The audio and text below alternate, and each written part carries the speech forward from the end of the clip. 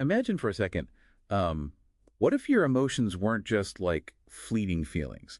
What if they were literal physical waves that actually survived beyond the death of your body? Right, like an actual tangible force out in the universe. Exactly. Okay, let's unpack this because today, for our deep dive, we are jumping into Dr. Pramod Ambadasrao Pawar's book, The Science of Absence.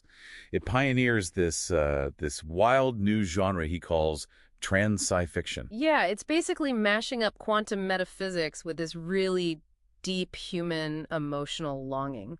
Right, and he builds it all on this core premise, which is, quote, what disappears from sight continues eternally in waves. What's fascinating here is how power just completely flips our normal assumptions about reality.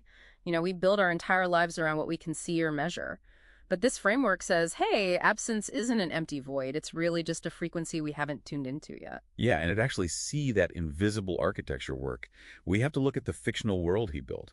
He drops you into Neo-Aurora, which is this hyper-advanced, neon-drenched metropolis. Oh, it's totally emotionally bankrupt, though. Completely. It's like the ultimate nightmare version of our modern instant everything culture. Think about the isolation of constant doom scrolling or like rapid-fire dating apps. Bodies meet up incredibly fast, but human souls remain totally disconnected. Right, and in the middle of all that isolation, we get our central characters, Ava and Wim. They belong to what the book calls a web of seven hearts. Which is just like a group of young people tangled up in unrequited emotions, right? Exactly, and the friction within that group finally detonates at this illegal rooftop party.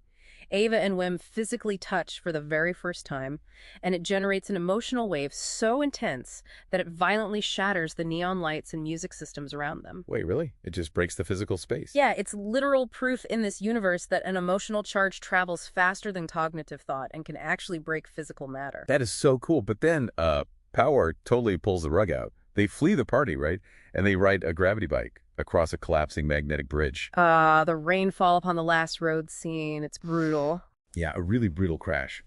And as Ava is dying, she whispers, even in absence, she physically dies, but her energy doesn't just stop. No, because physical death isn't a conclusion here. It's really just the mechanical trigger for what he calls the Pramod Effect. This is where the story actually translates the soul into mathematics. Okay, here's where it gets really interesting. Because I was wondering, how do you mathematically quantify a soul? You can't just slap a formula on grief and call it science. Well, he demonstrates it by jumping 22 years ahead to Neo-Earth Prime. Ava and Wim are reborn as Eva and William. Oh, wow. Okay. But they carry the heavy residual energy of that past life. They suffer from severe hyperempathy, and to explain how that energy transferred, Pawar gives us the algorithm of unity. It's 1 minus 1 equals 0, which ultimately equals 1. Wait, hold on. 1 minus 1 equals 0, which equals 1. That's definitely not how math works. It is if you look at it as philosophical physics. So the first one is the physical body. The minus 1 is death, the subtraction of that physical shell. Okay, I'm following you. That leaves you with 0, which is a neutralized equilibrium he calls the shunya state. But think of that 0 like water boiling into steam. The water didn't cease to exist. It just changed states into pure invisible potential. So the 0 is just like a holding zone where the energy reorganizes itself. Precisely. Over time, that vapor gathers and reconstructs into a deeper transcendental oneness, which is the final one. And this ties right into his other core principle, mt squared equals 0. Mass times time squared equals 0. Right.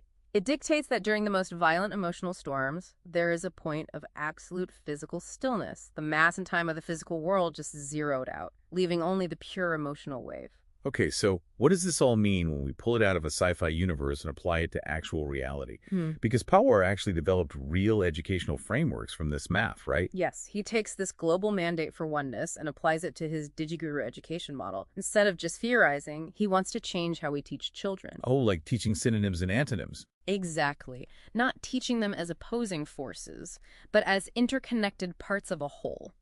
So cold isn't the enemy of hot, it's just a different point on the same spectrum. Kids learn that differences are complementary. Just like physical presence and absence. Which mirrors the grand finale of the book beautifully, I think. Oh, absolutely. William and Eva in the overgrown ruins of the Moonshadow Jungle. Yeah, they managed to trigger this global emotional resonance. They essentially proved to their entire world that absence is just a hidden form of existence. It's a really powerful synthesis. The visible world and the invisible waves are just part of the exact same continuous equation. It really flips the script on how we measure our lives. So for you listening, if our ultimate legacy isn't the physical stuff we hoard, but the enduring centi-wave frequency we leave behind, you have to ask yourself, what kind of energetic wave are you broadcasting into the world right now?